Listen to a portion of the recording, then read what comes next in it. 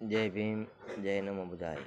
આપણા દેશની અંદર એવી રાજનીતિ ભાજપ સરકાર કરી રહી છે કે જે આપણા ભવિષ્યમાં જે આપણા બાળકો ભણી રહ્યા છે અને નીટનું પરીક્ષા પેપર લીક કરી રહ્યા છે, તે ભારતીય જનતા પાર્ટીના શિક્ષકો તથા તે કર્મચારીઓ કરે છે. તો આ નીટનું પરીક્ષાનું પેપર ગુજરાતની અંદર ભારત સરકાર જ્યારે આપણને આઝાદી આપી ત્યારે આપણા વડીલો, વાલીઓ તથા જે બાબા સાહેબ આંબેડકર તથા જે સાવિત્રીબાઈ ફૂલે તથા જે રામનાથ ગોવિંદ પેરિયા તથા જે લોકોએ આપણા દેશ માટે બલિદાન આપેલું છે, તે આજે આપણા બાળકો તેઓના નારા લગાડી આપણા દેશના દરેક અધિકારીઓ તથા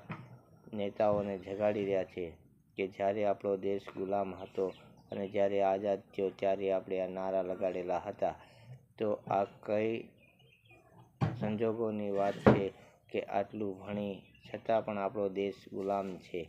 કારણ કે આવા ભ્રષ્ટાચારીઓ નેતાઓ આપણા દેશને ચલાવી રહ્યા છે.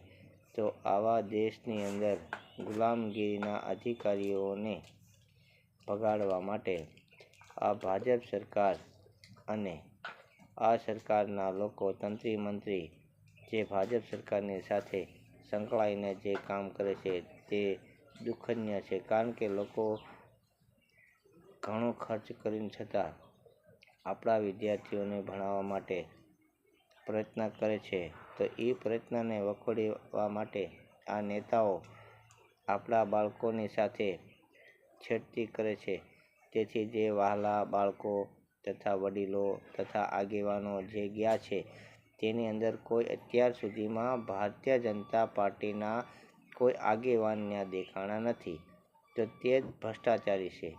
તો આવા દેશના જે ધારાસભ્યો છે તેઓને છોડી દેવા પડે અને 2027ની જે ચૂંટણી આવે છે તેમાં દરેક નાગરિક, ખેડૂત હોય તો ભલે, વહાલા વિદ્યાર્થી હોય તો ભલે અથવા અન્ય કાસ્ટના જ્ઞાતિ હોય તો ભલે, તમામ જ્ઞાતિને હું આહવાન કરું છું કે જાગો.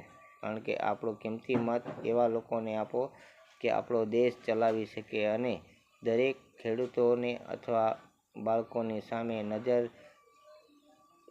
નજર દેખી અને ચલાવે. જય ભીમ, જય નમો બધાય. આ વિડીયો સારો લાગ્યો હોય તો લાઈક કરજો, શેર કરજો, આગળ વધારજો.